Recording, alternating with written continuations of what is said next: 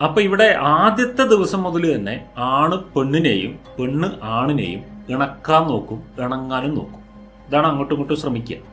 കൂടുതലും ഇണക്കാനാണ് നോക്കുക, ഇണങ്ങാൻ ശ്രമിക്കൽ കൂടെ കുറവാണ്. പക്ഷെ ഇവിടെ ശ്രമിക്കാത്തൊരു കാര്യം എന്താണെന്നറിയോ? പഠിക്കാൻ ശ്രമിക്കുന്നില്ല.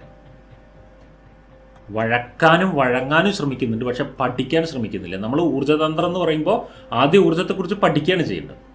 അപ്പോൾ ഒരു ആണ് ഒരു പെണ്ണിൻ്റെ ഇമോഷൻസ് എങ്ങനെയാണ് വർക്കാവുന്നത് എന്നുള്ളതിനെക്കുറിച്ച് പഠിക്കുക. ഒരു പെണ്ണ് ഒരാണിൻ്റെ ഇമോഷൻസ് എങ്ങനെയാണ് വർക്കാവുന്നത് എന്നുള്ളതിനെക്കുറിച്ച് പഠിക്കുക. ഇത് രണ്ടും തമ്മിൽ ഒരു ചേർച്ചയില്ലാത്ത രീതിയിലാണ് പല ഇമോഷൻസും പോകുന്നത് എന്നുള്ള യാഥാർത്ഥ്യം ഒന്ന് മനസ്സിലാക്കുക. പല ആളുകളുടെയും ഫാമിലി കൗൺസിലിങ്സ് ഒക്കെ ചെയ്യുന്ന സമയത്ത് പറയാറുണ്ട്, ഒരു കാര്യം ഞാൻ പറഞ്ഞു കഴിഞ്ഞാൽ ആണ് പറയൂട്ടോ, ഒരു കാര്യം ഞാൻ പറഞ്ഞു കഴിഞ്ഞാൽ ഞാനത് അപ്പം തന്നെ മറന്നുണ്ടാവും, പക്ഷെ മറ്റാളത് 2 വർഷം കഴിഞ്ഞാലും ഓർമ്മിച്ചിട്ടിരിക്കുന്നുണ്ടാവും. അപ്പോൾ അവർ വിചാരിക്കുന്നത് അത് അവരുടെ മാത്രം കുഴപ്പമാണെന്നാണ്. ഞാൻ എന്ന ഹസ്ബൻഡ് ഇങ്ങനെയും എൻ്റെ ഭാര്യ എങ്ങനെയാണ്. ഭാര്യ വിചാരിക്കുന്നത് ഞാൻ എന്ന ഭാര്യ ഇങ്ങനെയും എൻ്റെ ഹസ്ബൻഡ് ഇങ്ങനെയാണെന്ന്. പക്ഷേ ഇതൊരു ജനറൽ സംസ്കാരമാണ്, അതൊരു ആണിൻ്റെയും പെണ്ണിൻ്റെയും സ്വഭാവമാണ്. പൊതുവെ ആണുങ്ങൾ വളരെ മൈന്യൂട്ടായിട്ടുള്ള പല കാര്യങ്ങളും അങ്ങനെ ഓർത്ത് വയ്ക്കൊന്നുമില്ല, അടുത്തടുത്ത കാര്യങ്ങളിലേക്ക് പോകുന്നൊരു സ്വഭാവം കാണിക്കും. പെണ്ണുങ്ങൾ അങ്ങനെയല്ല, ഓരോ ഡേറ്റുകൾ ഓരോ വാക്കുകളടക്കം ഓർമ്മിച്ച് വയ്ക്കുന്നവരാണ്.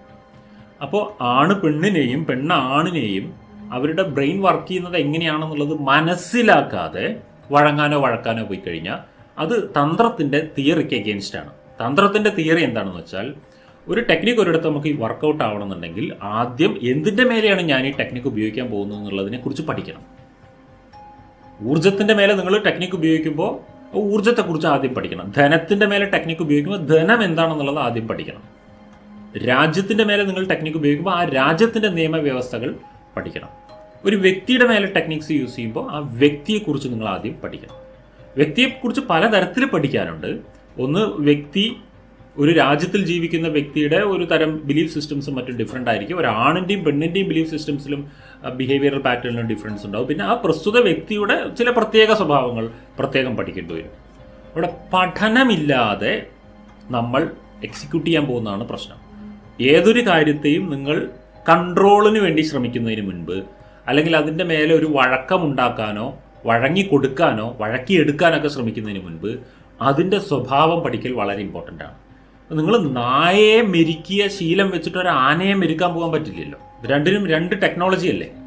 അതേപോലെ അതിനെക്കുറിച്ച് പഠിച്ചിട്ടാണ് അത് നമ്മൾ ഹാൻഡിൽ ചെയ്യേണ്ടത്. ഇതാണ് തന്ത്രങ്ങളിൽ നമ്മൾ വളരെയധികം ശ്രദ്ധിക്കേണ്ട ഒരു പോയിന്റ്.